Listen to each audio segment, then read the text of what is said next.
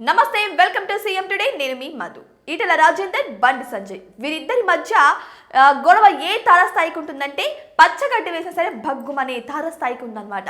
అయితే మరి ముఖ్యంగా అది ఎప్పటి నుంచో వస్తున్న గొడవలే కానీ మరి ముఖ్యంగా రీసెంట్గా ఈ అధ్యక్ష పదవి విషయంలో మాత్రం నిజంగానే వారిద్దరి మధ్యనే కాకుండా వారి అనుచరుల మధ్య కూడా గొడవ ఒక రేంజ్లోకి వెళ్ళిపోయింది. అయితే ఈ విషయంలో కేంద్ర ప్రభుత్వ పెద్దలు కలక చేసుకుని ఇద్దరికి సర్ద చెప్పినట్టయితే తెలుస్తుంది. మరి ఇదే విషయమై వీరిద్దరు అందుకే కామ్గా ఉన్నారా, లేకపోతే ఇంకేదైనా గుడ్ న్యూస్ ఇక్కడికి వచ్చిందా? ఆ గుడ్ న్యూస్ ఈటెల రాజేందర్ అనుచరుల చెవులో పడిందా? అదే విషయం ఈటెల రాజేందర్కి తెలిసిందా, లేకపోతే అదే నిజమా అన్న ఒక న్యూస్ అయితే చక్కర్లు కొడుతుంది. అదేంటి అంటే నార్మల్గా ఇక తెలంగాణలో ఎలక్షన్స్ రావడానికి ఇంకా 3 years టైం ఉంది. అంటే బీజేపీ అధ్యక్ష పదవి 2 years మాత్రమే ఉంటుంది. కాబట్టి ఇక ఈ తెలంగాణలో ఎలక్షన్స్కి ముందే బీజేపీ అధ్యక్ష పదవి చేంజ్ అయ్యే అవకాశాలు ఉన్నాయి. ఇక కాంగ్రెస్ ప్రభుత్వమే కాకుండా బీజేపీ ప్రభుత్వం కూడా బీసీని సీఎంగా చేస్తాము అన్న ఒక హామీ అయితే బాగానే ఉంది. మరి ఈ హామీ విషయానికి వస్తే ఇక కాంగ్రెస్ ప్రభుత్వం బీసీని ముఖ్యమంత్రిని చేస్తాం అన్న హామీని అయితే నిలబెట్టుకోలేకపోయింది. మరి ఇక్కడ బీజేపీ కూడా ఆ హామీ నెరవేర్చుకుంటుందా లేదా అన్న అయోమయంలో ఉన్నప్పుడు ఇప్పుడు ఈ విషయం హాట్ టాపిక్ గా మారింది. అంటే ఎలక్షన్స్ కి ముందే ఒక బీసీ నాయకుడిని అధ్యక్ష పదవిలో కూర్చోబెట్టాలని ఇక కేంద్రం నిర్ణయించినట్టు తెలుస్తుంది బీజేపీ పెద్దలతో సహా. సో ఈ బీజేపీ పెద్దలు ఈ ప్లాన్ వేశారు కాబట్టి వీరిద్దరి మధ్య ఈ గొడవ సర్దు మరిగిందని చాలా మంది అంటున్నారు. ఇక ఈ విషయానికి వచ్చి చూస్తే ఇక ఈటెల రాజేందర్ బీసీ నాయకుడిగా ప్రథమ స్థానంలో ఉన్నారు. ఇక రాజా సింగ్, డికేఆర్ వీళ్ళందరూ కూడా రేస్లో ఉన్నప్పటికీ కూడా ఎక్కువగా పేరు ఈటెల రాజేందర్ పేరు వినిపిస్తుంది. ఎందుకంటే ఈయన చాలా సీనియర్ రాజకీయ నాయకుడు మాత్రమే కాకుండా తెలంగాణ ఉద్యమకారుడు కూడా.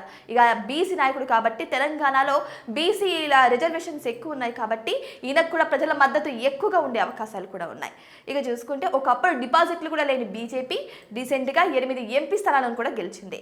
సో ఇదే విధంగా వారి పార్టీని బలోపేతం చేసుకుంటూ డెవలప్ అవుతూ వస్తున్నారు తెలంగాణలో. ఒకవేళ తెలంగాణలో మళ్ళీ ఎలక్షన్స్ వస్తే ఖచ్చితంగా కాంగ్రెస్ గెలవదు అని బీజేపీ పెద్దలు కూడా అంటున్నారు.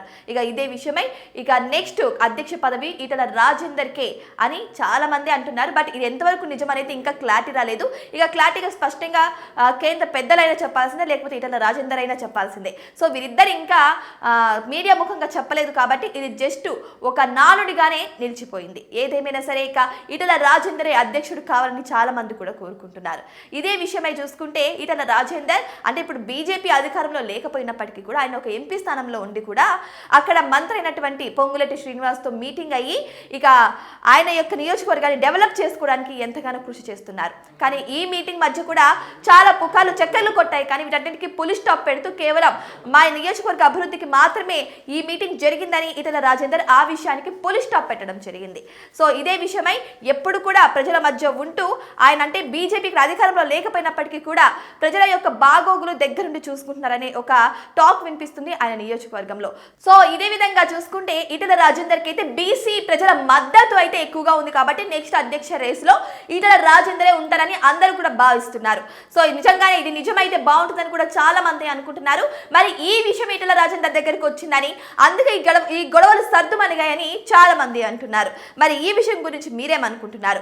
నిజంగానే ఈటెల రాజేందర్కి బీసీ అధ్యక్షుడిగా అంటే బీసీ నాయకుడిగా అధ్యక్ష పదవి వస్తే కరెక్టే అంటారా, లేకపోతే ఇంకెవరికైనా అధ్యక్ష పదవి కరెక్ట్ అంటారా? మీ అభిప్రాయాన్ని మాత్రం కామెంట్ బాక్స్లో కామెంట్ రూపంలో తెలియచేయండి. మా ఛానల్ని సబ్స్క్రైబ్ చేసుకోవడం మాత్రం అస్సలు మర్చిపోకండి.